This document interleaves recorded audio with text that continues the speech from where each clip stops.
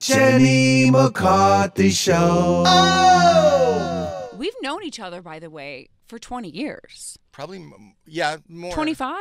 Yeah, and we have mutual friends, Susan Dubois. We do, which, by the way, I'm going to call her later because we're going to reminisce about a story because I'm like, Howie's coming in. She's like, oh, my God. So I'm like, you better call. I just saw her. She came to the taping of Deal or No Deal. Is that when an ambulance came?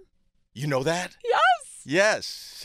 She sent so a I picture. have one guest, and it's this huge, production. And we were shooting actually the Christmas special that's airing Monday on NBC. And I have one guest backstage, and then I hear all this commotion. There's 300 people there. There's, in the audience, there's 200 people, working the show. It's, and we're on like a time crunch. And then I hear, I go backstage just for a break, and there's an ambulance outside, and they're bringing a gurney in. And I go, what's happening? What's happening? And they tell me it's my guest. What do you mean my guest? Where's Susan? Where's Susan? They go, don't worry. She's okay. We just want to check her out. There was such a commotion for somebody who loves being behind the scenes. Totally. For somebody who doesn't even want to be in the middle of this, guest. This circus of, 500 people. She shut down a production, and I have a video of her just going, please stay away. And I was just screaming at everybody, please, it's my guest. It's Susan Dubois. Please, nobody pay attention. It's just my guest on a gurney. My listeners, by the way, know Susan Dubois. I've had her on a number of times. I talk about her constantly because she's one of the greatest. She is. I love her. Don't you? I really do. I mean, I consider her like there's those few people you would call if you were ever in a real fucking pickle. She is the one. She is the one. She's a good friend. A beautiful person, a great mom, and she used to be in the business. She was was she your publicist? Yeah, she was my publicist. Yeah, so she was our publicist, and she moved back home, and she raised a beautiful young lady who is now in college. And how are your kids, by the way? Because we're going to talk to Susan later, so enough about her. But how are your kids doing? My kids are great. My kids have kids. What? Yeah, my daughter just had her second. Wow. I know. And she's only 13. That's so right, we your are grandpa. So proud of her. She's a giver. No, she's 35, 34. Yeah, I'm a grandpa. Was it weird to feel like a grandpa? It's still weird to say that, but it's even better than I imagined. Everything that was great about parenthood is thrown by the wayside when you have a grandchild. And I do everything with my grandchildren. And they're so adorable. And they're 4 and 2, Abby and Axel. And they're my life, and I just work to get home to Abby and Axel. Why do grandparents say that it's even, I don't want to say even better, but there's something special? Well, because you don't have, when you have your child, no greater love and no greater connection, but it is it's a battle, like even within yourself. You worry. And you're concerned and you're neurotic because nobody trains you. You just become a parent. You have to get a driver's license and train, but you don't have to train to have a human being. Exactly. The responsibility is so huge. And that weighs on you, and you worry. And when somebody says, "How are you?" the real answer is, "You're as good as your most miserable child." Is how you are. God, is that true? It is true. Let's make T-shirts. So the thing about it is, once they've grown and flown the coop and they're adults, like all 3 of my children are adults and out on their own, and they're doing well, all that pressure is relieved. And then you realize they have the baby, they have the pressure, they're taking good care, they have the concern. That makes sense. So you have all the good with none of the bad. None of the pressure. Oh my God, it's got to be so nice. And how's your wife? She's doing amazing. I love Terry. you guys. I love you guys, but you live out here now, right? I live here in Chicago. I go back and forth each week. Wow, that's great. Know. I listen to you. You're doing good. Are you loving this? I'm loving it, and I'm now in the game show space myself. What are you doing? The Masked Singer on Fox. Oh yeah, I just saw. I've been seeing the ads. I cannot wait to see it. It's so crazy. And, it is crazy. I love it, and watching you. I don't know if you. Oh, you're working with Nick. Yeah, I'm working with Nick. Right. But I've got a panel. I'm a panel judge. Yeah, with Ken and Robin Thicke. Yes. But I remember. I don't know if you know this story, but when you were doing, help me out, my brain's dead. The show with Howard. AGT. Thank you. They had actually had met with me and my agents and gave me a deal to do that job. I was going to be sitting next to you. And then we were ready to sign the deal. And I literally got a phone call from the president and said, Jenny, you're never going to believe this, but Howard called and said he'd be interested in doing the show, and obviously we have to go with Howard. I go, of course you do. Of course you have to go with so it was Howard. either you or Howard? Well, it was me already. Howard wasn't even, they didn't even know Howard liked the show. You know what's weird about that story? So today, because I'm promoting the, Monday, Deal or No Deal on NBC, and they said you can come to Sirius and you could do the Howard Stern show, or you can do the Jenny McCarthy show. And I said, you're not going to believe this.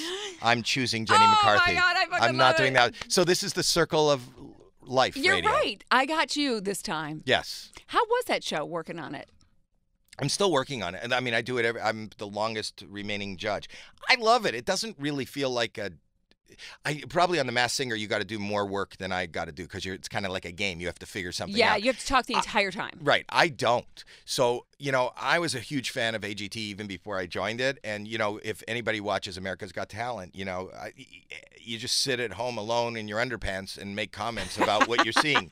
And the only difference between that and what I do now is they've given me pants and a paycheck. Exactly. And it's just like, it's not anything that I have to prepare for or do. So they're just doing this amazing show in front of me. And I'll go, that was really good. Or that was and you're standing there watching people's lives change in front of your eyes. It's just, it doesn't feel like a job. No. I feel the same way about, though it's much more intense, Deal or No Deal. Well, that's what I was going to say. When you're you're in charge, you're the captain of the ship. You have to keep things moving. You have to keep everyone engaged. There's a lot of, plates to juggle. Right. Do you ever feel bad for the people when they lose? Do you ever try to help them out? From day one, that's all I tried. So in 2005, when I got offered it the first time, I did not want to be a game show host because being a game show host, the connotation in 2005 was so when I said okay, I decided to plan. I was going to be so funny and witty, and I had all the shtick planned and everything. And then I'll never forget, I got on stage. This is in 2005, and they said, ladies and gentlemen, Howie Mandel, this is Deal or No Deal. And I said, let's bring up our first contestant. And I'll never forget her. Her name is Karen Van. Wow. And, I've done 500 episodes. And Karen Van, and I said, what's your name? She said, I'm Karen. Says, tell me about yourself. And she's a mom of 3 children. These are my kids. And I see the kids sitting there. And I've never owned a home, and I have no health insurance. And I can't remember where she lived, but someplace in the middle of the country where money really, Yes. 20 grand would buy a home, at the time. So I realized, and then you watch people who aren't in radio or aren't in television. She was on this set, as I said, 300 people. There's a glaze that goes over their eyes. Of course. And then I thought, if I start doing some shtick, she's not going to, these decisions that she's making, like the first offer was something like $15,000, and she, without even thinking, goes, no deal. And in my mind, I'm going, are you crazy? $15,000 would insure you for sure. So if, God forbid, anything happens to these kids, it would certainly put down at least a down payment on a house and give you a couple of years to put a roof over your head. And that even informed my cadence. That's how I, so that's why, like, I would say to her, and I'd look at her like you talk to your child when they're 5, and I would go, Karen, look at me. The offer is $56,000. And that's, I know that people think that's just me trying to be tense or create some, no, listen to me. And I'm not allowed to try. And so do you want to take the 56,000? Because that's yours. You can have that. That's yours. Or do you want to open up another 3 cases?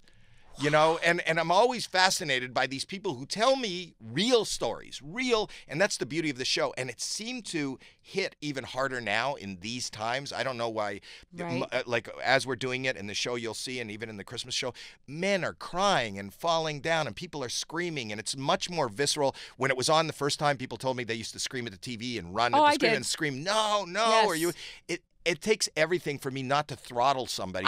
You got to take the money. But are they gamblers? Do they specifically cast people that like to take risks? I don't think they do that. I think that you're in a position where, when are you going to have the opportunity?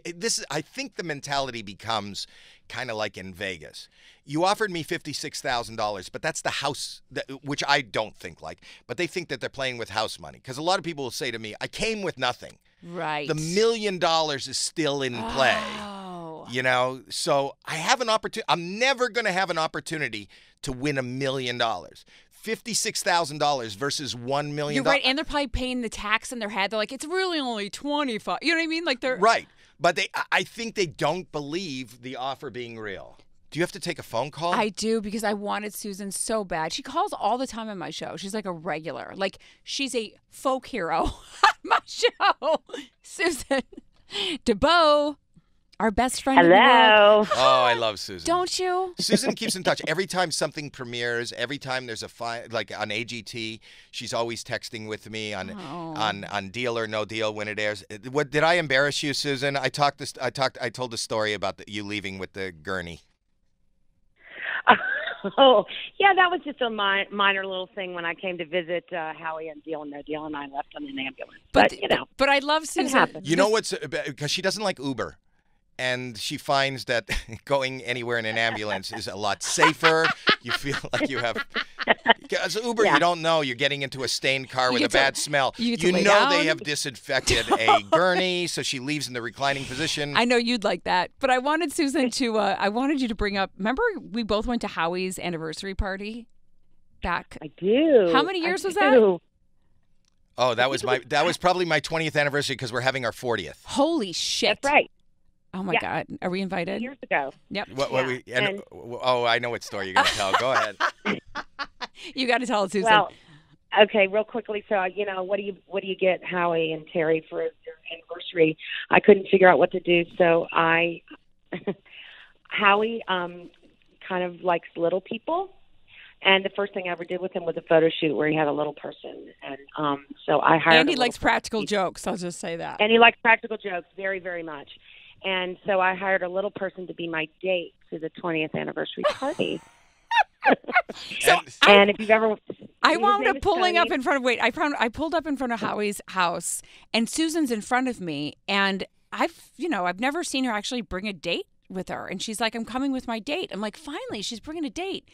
And all of a sudden, this little person gets out of the car. He's a famous actor. He's really well known. Yeah. And watching Howie's face as Susan's date was just kind of priceless. Well, he was dancing the night away. He was really He was the best date I ever had. He pulled the chair out for me. He got my food. He danced all night. I'm not kidding. He didn't pull the chair out for you. He pulled the chair out because he wanted to get on it and get some of the dip that was in the middle of the table. He pulled the chair out, you sat down, and he never got the dip. But Howie, I don't know if you know what happened at that party that you don't know about, is that Jenny took me into the bathroom at your house, and she actually gave me my first pocket rocket, my first ever vibrator. She told me she'd never owned a vibrator, and I couldn't believe it. So and that happened at my house? I dragged her in your bathroom and then pulled it out, and I was like, this is how you use it. And it's changed her life since. I think she still has the same. No, I bought you no new one since then. But it changed her life. It all happened in your bathroom, yes. In my in your bathroom, Howie. Wow. So, and where was the little person? Well, we're running out of time. On the dance floor. Howie, you couldn't talk him into going up on you? You are hilarious. Deal or No Deal returning on NBC on Wednesday, December 5th. Love you, Howie. Yes, I love you too. I really love you. Thanks for coming on my show. You're a good person and you a good too. mom, and you're very talented and very funny. And Monday, December 5th is when it starts on CNBC, but Monday on NBC, right after The Voice. Love it. Howie Mandel, thank you. Susan DeBoe, I love you both. Be right back. Love you. Bye. Bye. Thanks, Howie. Jenny McCarthy Show. Oh!